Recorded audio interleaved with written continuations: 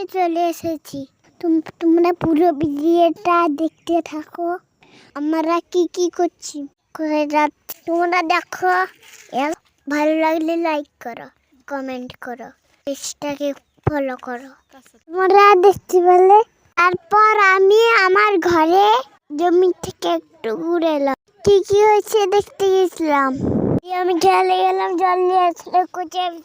তারপর খাল থেকে জল নিয়ে লাতা বোলানো আর উনান বানানো হলো।